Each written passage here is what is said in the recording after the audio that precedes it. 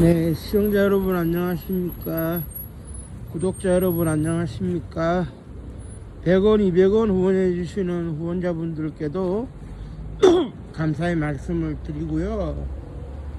오늘은 특별히 방송을 켰는데 제 목소리가 좋지는 않아요. 목이 좀 잠겨 있는 데다가 다른 일방으로는 날씨가 지금 영하권이거든요. 입이 좀 얼어붙었어요. 그래서 이제 방송을 하기에는 적당하지 않은 상황인데 방송을 하는 것은 오늘부터 정확하게 1년 전에 2024년 12월 3일 날 비상계엄이 선포가 되고 1년이 딱 지났죠. 1년 동안 많은 것이 변했습니다. 대통령도 바뀌고 정부도 바뀌고 많은 것이 이제 변했어요. 그래 이제 우리나라 같은 경우는 뭐라 그래야 될까요? 정치 이념을 따지기 이전에 이런 것 같아요. 왜 대통령들은 항상 불행해지는가? 이거를 좀 살펴볼 필요가 있는 것이 초대 대통령이었고 우리나라의 그런 뭐라 그래야 됩니까? 조지 워싱턴에 해당된다고 이렇게 비유가 되어졌던 이승만 대통령은 결국 하와이로 망명을 가서 하와이에서 생을 마감했죠. 조국 땅에서 눈을 감지 못하고 시신이 되어서야 돌아올 수가 있었습니다. 그리고 이제 그 뒤에 박정희 대통령은 1974년도에는 부인이 1979년도에는 자기 자신이 총에 맞았죠. 사망을 했고, 그리고 전두환 대통령과 노태우 대통령은 그 금전적인 문제와 정치적인 문제로 인해서 감옥에 갔고 사형 직전까지 갔습니다. 그리고 그 이후에 이제 그 김영삼, 김대중 대통령은 재임 중에 자식들이 구속이 됐더랬죠. 나라가 혼란스러웠고. 그 다음에 이제 그 노무현 대통령은 어떤 이유에서인지 스스로 그 목숨을 내놨고, 그 이후에 이명박 박근혜 대통령이 또 감옥에 들어앉았다가 고생하고 나왔죠. 그리고 계엄 파동으로 윤석열 대통령이 지금 감옥에 가 있고, 뇌물 비리 혐의로 김건희 그 여사가 감옥에 가 있죠. 그리고 아직 확정이 안 됐기 때문에 뭐라 말씀 못 드리겠지만, 문재인 전 대통령도 지금 그 가족들이 모두 그 며느리, 딸과 사위들이 그렇게 그 딸과 사위하고 자기 본인 스스로가 금전적인 문제로 해가지고 이제 뭐 취업 문제라든지 이런 걸로 지금 수사를 받고 있는 입장이죠. 그거는 이제 그 재판이 끝나고 무죄든 유죄든 확정이 되어야만 뭐라고 얘기를 할 수 있을 겁니다. 수사 과정에서는, 그리고 재판이 진행되는 과정에서 판사의 땅땅땅이 있기 전까지, 그리고 가급적이면 대법원에서 확정이 되기 전까지는 무죄 추정의 원칙이 적용이 되기 때문에라도 뭐라고 단정은 못 지을 것 같아요. 이거는 그 문재인 대통령을 바라보는 제 개인의 시각이라는 것이 아니라 무죄 추정의 원칙은 모두에게 살아있는 거니까, 땅땅땅이 이루어지기 전까지는 살아있는 거니까 제가 말씀을 드리는 거고, 그런데요, 계엄 1년 돼가지고 이제 1주년이라는 표현은 그건 뭐 맞는 건 아닌 것 같고, 비상계엄을 선포하고 1년이 지난 시점에서 이렇게 그 바라봤을 때 우리 사회가 많은 걸 이제 겪게 됐어요. 사실 1년 전을 되돌아보면 밤 10시에 이제 그 뭐라 그래야 될까요? 그 뭐 평범하게 그냥 멍 때리고 있었는데 10시 20 몇 분인가요? 그 이제 그 고향집에서 전화가 오더라고요. 누님이 전화가 와서 받아보니까 윤석열 대통령이 지금 비상계엄을 선포하고 있고, 뭐 비상계엄이 선포되면은 도대체 나라가 어떻게 되는 거냐? 그래서 제가 그렇게 되면 이렇게 되고 저렇게 된다 이렇게 설명을 해줬는데, 그 직후에 유튜브 제가 자주 보는 YTN 실시간으로 보니까 윤석열 대통령이 계엄을 선포를 했더라고요. 야, 이게 큰일 났구나. 그게 이제 놀란 가슴을 진정시키면서 담배를 한 대 딱 피는데 45년 전이 생각이 나는 거예요. 제가 4살 때 그 박정희 대통령이 사망을 했고 11.5 관련 비상계엄이 선포가 됐고 80년 5살 때 5.17 그 비상계엄 확대 조치가 있었는데, 제가 이걸 어떻게 기억을 하느냐면 1979년도 그때 이제 바깥에 나가면은 이것저것 인식할 수 있는, 사물을 인식할 수 있는 정도의 나이가 겨우 됐는데 79년도 10월 달에 그런 뭐가 있었느냐, 부산 마산 민주화 항쟁이라는 게 있었어요. 그래가지고 박정희 대통령이 강제로 이제 장악을 한다고 위수령이 선포가 된 적이 있었는데, 그때 기억나는 게 이제 삼공수여단, 지금 와서 생각해 보니까네 최세창 장군이 끌고 있던 삼공수여단이 내려왔었고, 개머리판 하나를 가지고 시민들을 두드려 패는 상황에서 그때 그 삼공수여단 병력이 낮에는 열심히 시위를 진압을 하는데 밤에는 머물 수경지가 있어야 될 거 아닙니까? 그래 이제 제 집 근처에 있었던 제가 부산 출신인데 제 집 근처에 있었던 부산, 지금도 가면 있어요. 부산 공설운동장, 축구장, 야구장 일대에 거기에 이제 수경지를 조성을 했더라고요. 지금은 다 허물어지고 이제 주차장하고 축구장만 남아가지고 이제 부산 아이콘인가요? 축구단 홈구장으로 쓰고 있는데, 거기에 이제 군인들이 집결해 있고 군대에서 육공 트럭이라고 불리우죠. 두돈만 트럭이 있고 장갑차도 있고, 저는 모르죠 뭔지. 저 희한한 복장을 한 사람들은 누군가 뭘 울러매고 있는데 그게 총인지를 어겠지를 몰랐어요. 아버지한테 물어봐도 그냥 빨리 집에 가서 밥 먹자 이 얘기만 하고 늘상 지나다니는 길이었는데, 그래 그때 어수선하던 그 기억이 45년 만에 이제 되살아나기 시작하는데 공포가 엄수 배우는 거예요. 윤석열 대통령이 처단이라는 단어를 2번이나 썼다는 점도 그렇고, 저는 역사학자이기 때문에 역대 계엄 중에 제대로 된 계엄은 단 한 번도 없었다고 이제 생각을 하거든요. 예를 들면은 1948년도 10월 14일 날 여수 순천 반란 사건이 일어났을 때 진압하기 위한 계엄이 있었는데 그것이 우리나라 첫 번째 계엄이었어요. 그런데 공산 군인들을 때려잡는 계엄이 불법이냐?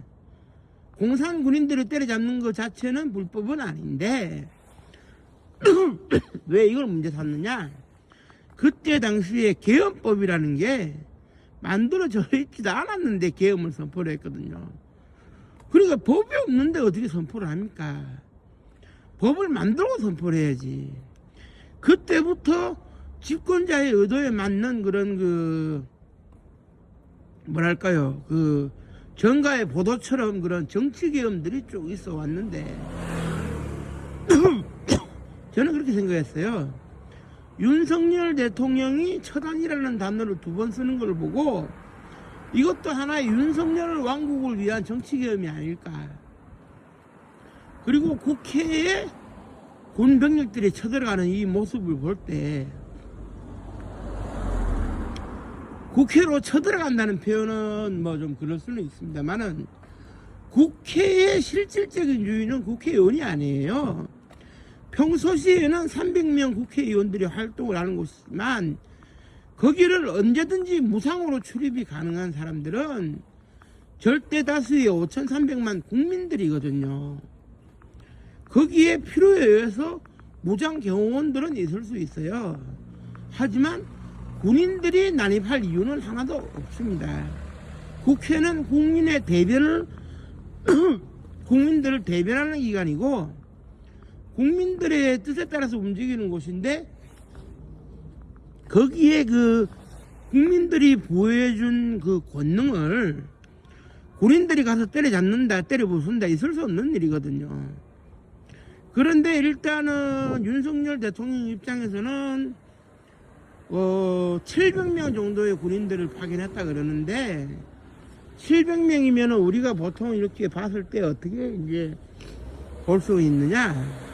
이렇게는 볼 수가 있을 것 같아요. 어떻게 볼 수가 있느냐 하면은 그 1개 대대가 이제 600명 정도를 구성을 하니까 대대병력이 출동했다고 볼 수가 있는데 실제로 그날 707 특임단 그러니까 특수전사령부야 707 특수임무단이 출동을 했는데 김현태 대령인가요? 이끌고 출동을 했는데 거기에 1개 대대병력이 출동을 한 거죠. 그런데 그 군인들이 출동할 이유가 뭐가 있느냐? 대통령이 명령을 했으니까 출동하는 것은 맞지만 그럼 대통령의 명령은 무엇을 의미하느냐? 국회를 장악해라. 그럼 국회를 장악해서 뭐 하겠다는 거냐? 결국 본회의장을 장악을 해서 국회의원들이 모여가지고 비상계엄령을 해제 결의를 못하도록 하겠다는 거 아닙니까? 그런데 문제는 뭐냐? 국민들의 뜻에 따라서 비상계엄의 해제 의결을 할 수 있는 게 국회고 국회의원들이거든요. 그 권능 자체는 대통령이 부여하는 것도 아니고 관리하는 것도 아니고 정부에서 부여하는 것도 아니고 관리하는 것도 아니고 국민들이 부여해주고 국민들이 관리를 하는 거예요. 그런데 일단은 국민들의 입장이 좀 나뉘기는 나뉠 거예요. 비상계엄 찬성 여부를 떠나서 저까지 제가 75년생인데 저까지에 해당되는 그런 뭐냐 했을 때 그런 비상계엄을 어렴풋이나마 기억하고 알고 있는 세대, 그와 반면에 비상계엄이 뭔지를 모르는 세대, 경험해보지 못한 세대 나뉘게 되는 거죠.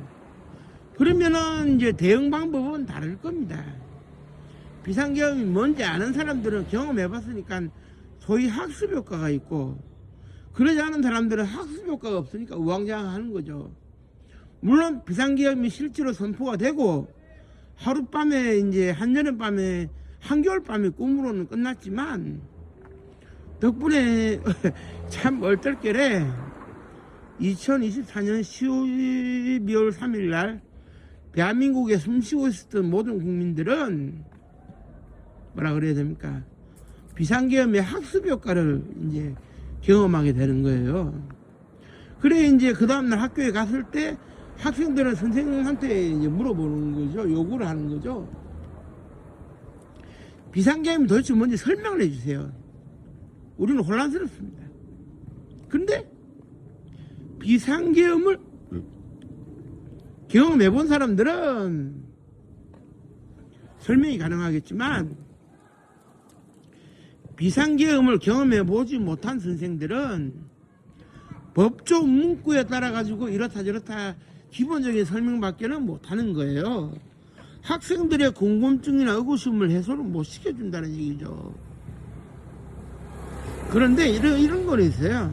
우리가 어떤 범죄가 일어났을 때, 사고가 일어났을 때 학습 효과라는 게 있기는 있습니다만은 그것을 거치지 않는 게 더 좋을 수가 있잖아요. 그러니까 제가 볼 때에는 전 국민이 비상계엄의 학습 효과를 거치지 않는 게 더 좋았을 수가 있다, 이런 생각이 듭니다. 사실 비상계엄이 선포되는 나라가 없지는 않습니다만은 이렇게는 보셔야 되는 게, 가끔 월드컵 축구 대회를 하게 되면은 간간히 출전을 해서 8강까지 올라가는 돌풍을 일으킨다는 중남미의 코스타리카인가요? 거기는 행복지수가 세계 1인데 변하지 않는 세계 1이에요.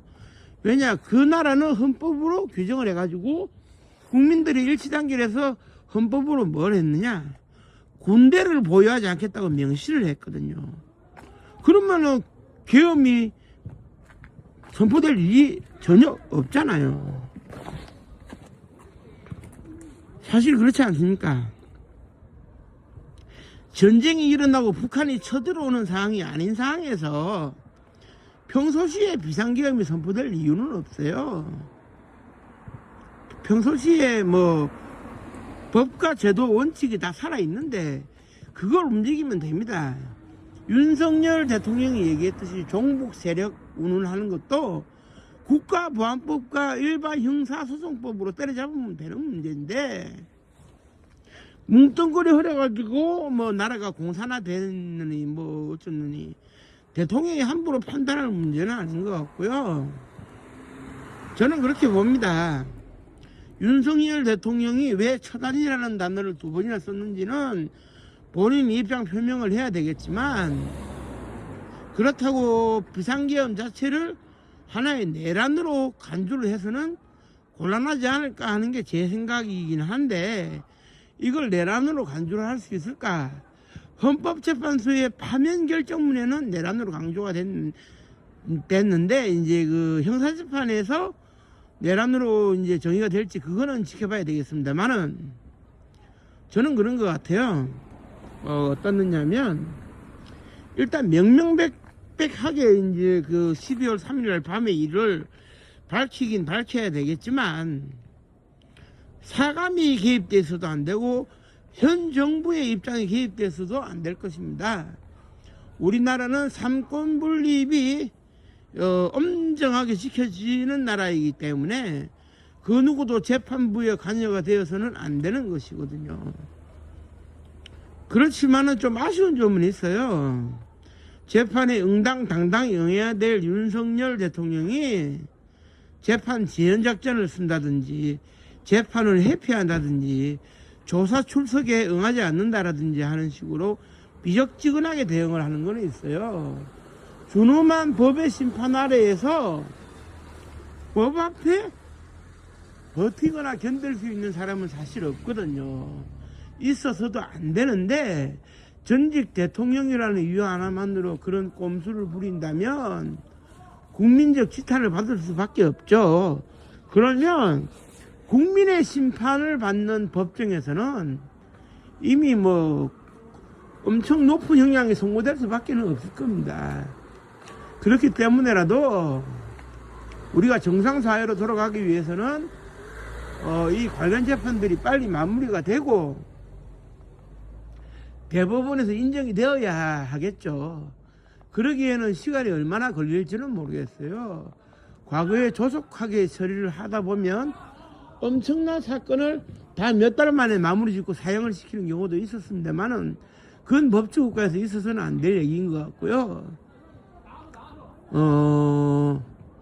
원리 원칙, 법과 원칙에 따라 가지고 준엄한 심판이 내려져야 하겠지만 아무래도 제가 보는 견지에서 윤석열, 김건희 부부의 무죄는 힘들 것 같습니다만은 어쨌든 간에 더 이상 국가가 혼란스러움에 빠지거나 내란 후유증, 계엄 후유증으로 고달파서는 안 될 겁니다.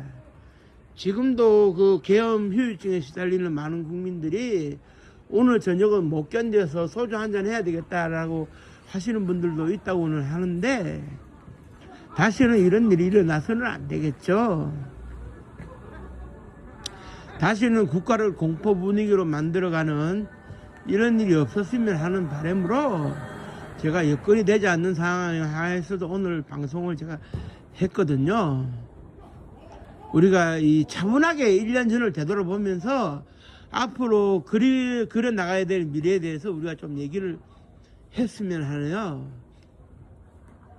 차분하게 1년 전을 되돌아볼 수 있는 계기가 마련돼야 된다고 생각을 하고요. 날씨가 너무 추워서 제가 목이 좀 쉬는 것 같아가지고 방송을 이만 줄이도록 하겠습니다. 끝까지 시청해주신 모든 분들께 감사의 말씀을 드립니다. 고맙습니다. 감사합니다.